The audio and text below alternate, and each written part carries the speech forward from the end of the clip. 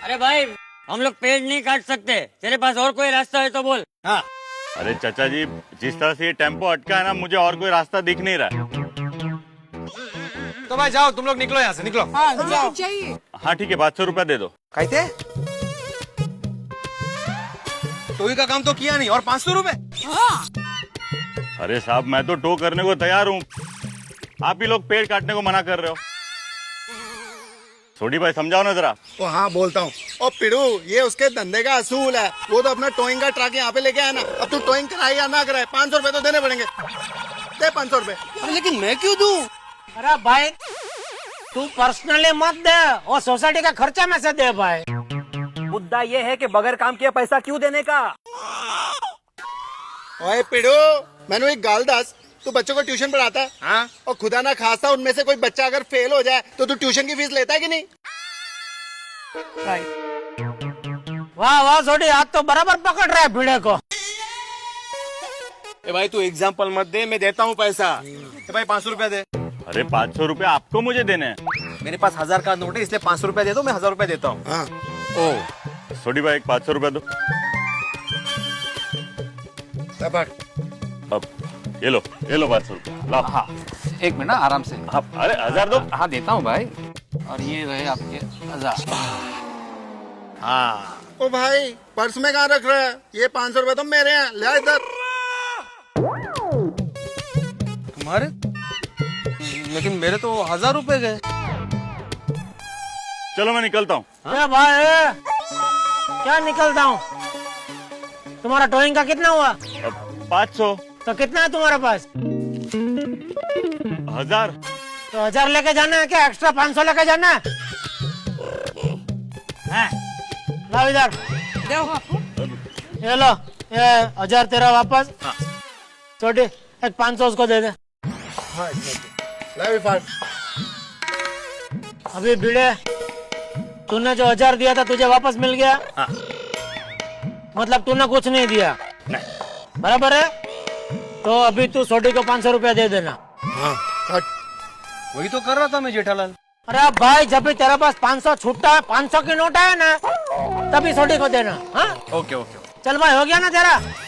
हाँ तो क्यों खड़ा, चल चल निकल निकल। निकलो भाई निकलो।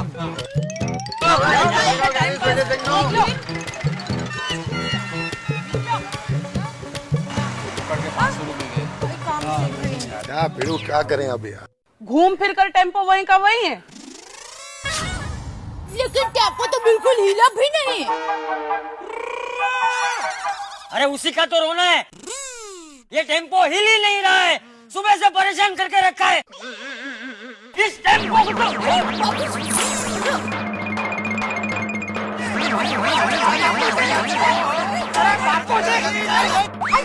म्हातारा पेटला है।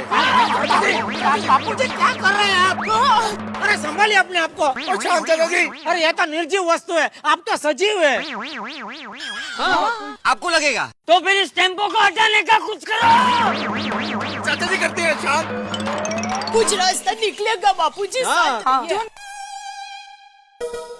मेरे पास एक तरीका है। अरे भाई, एक तरीका करके सारे तरीके आजमा लिए, एक भी तरीका काम नहीं कर रहा है। नहीं, ये तरीका जरूर काम करेगा और हमारा सोसाइटी मेंबर ही हमारी हेल्प करेगा। कौन? रीटा रिपोर्टर। नमस्कार दर्शकों, मैं हूँ रीटा रिपोर्टर कल तक से, और इस वक्त मैं हूँ लाइव सीधा गोकुल धाम सोसाइटी से। आज सुबह गोकुल धाम सोसाइटी में एक अजीब सा हादसा हो गया। जाने कहां से ये टेम्पो आकर गोकुल धाम सोसाइटी के कंपाउंड एंट्रेंस पर टकराया और टकराने के बाद यहीं पर फंस कर रह गया। तो आइए इस मामले पर जानकारी प्राप्त करते हैं गोकुल धाम सोसाइटी के निवासियों से। बताइए, आप लोगों में से सबसे पहले ये हादसा किसने देखा? ये मेरा बापूजी ने देखा। बताइए चाचा जी, आपने सबसे पहले क्या देखा? टेम्पो मेरा मतलब है चाचा जी, आपने सबसे पहले टेम्पो कैसे देखा? आंखों से। चाचा जी, मेरा सवाल ये है कि आपने सबसे पहले टेम्पो को किस हालत में देखा? जैसे पड़ा है वैसे देखा। अरे मैंने देखा कि आने जाने का रास्ता बंद हो गया है, इसलिए तुरंत मैंने सबको नीचे बुलाया। पता नहीं ये टेम्पो है किसका। तो क्या आप लोगों में से किसी ने भी यहाँ से इस टेम्पो को हटाने की कोई कोशिश नहीं की? अब मैं रोशन सिंह सोडी आपको इसके बारे में बताता हूँ जी। अब मैंने तो चेक कर लिया है, इसको तो पूरा डबल पैरालाइसिस हो गया जी। और पैर की जो ब्रेक है ना वो तो खराब हो चुकी है और हैंड ब्रेक पूरी जाम है और जी कम से कम 15,000 का खर्चा है इस पे। अरे भाई हाँ, यहाँ तक कि टोइंग वालों ने आकर के पूरी तरह मुआयना किया और अपने हाथ खड़े कर दिए और कहा कि ये टेम्पो तब तक यहाँ से नहीं हिल सकता जब तक यहाँ के पेड़ नहीं कटेंगे।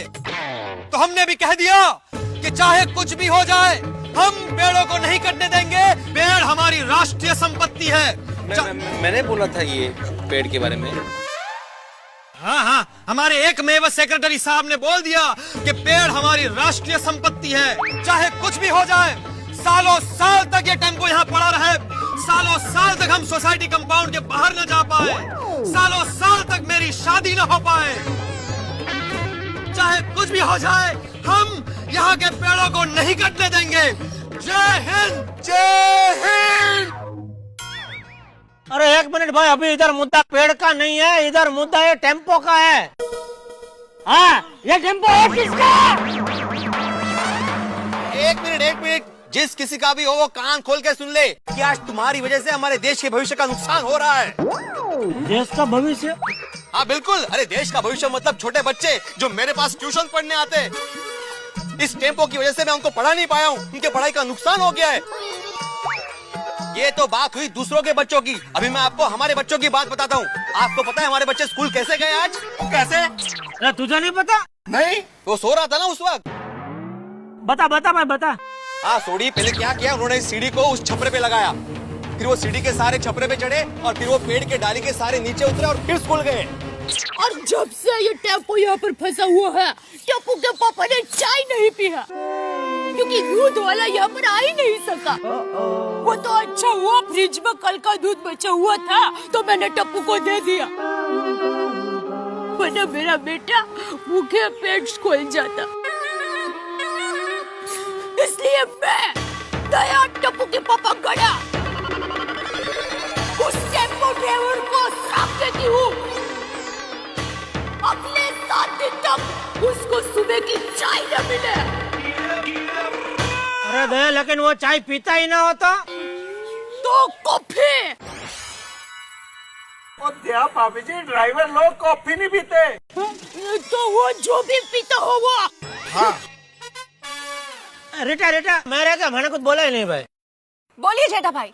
तो मैं हाँ तो ये तुम्हारे टीवी के द्वारा हम लोग ये टेम्पो के ड्राइवर को वो संदेश देना चाहते हैं कि तुम जहाँ भी हो, कोई ढाबे में किधर भी तुम टीवी देख रहे हो तो देख लो, तुम्हारी वजह से हम लोग कितना परेशान हैरान हो रहे हैं। तुम इधर टेम्पो फंसा कर चले गए और हम इधर फंस गए, काम धंधे पे नहीं जा सकते।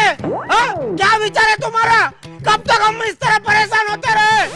अरे हमारे सोसाइटी के माननीय लेखक तारक भाई मेहता वो आज बंजारा बन गए। मेहता साहब को जोधपुर में फ्लाइट पकड़नी थी, अभी बोलो कैसे जाए वो इधर से बाहर। तो वो बंजारा लोग जैसे वो रस्सी पे ऐसा खेल करते हैं, ऐसा वो क्या बैलेंस करके जाते हैं, ऐसे हमने मेहता साहब को सोसाइटी से उधर बाहर भेजा। ये हमारे सोडी भाई ने वो सीढ़ी के ऊपर वो लकड़े की फल्ली होती है, वो फल्ली पे उनको भेजा क्योंकि डोरी पे तो मेहता साहब को बहुत वो एकदम कठिन होता था।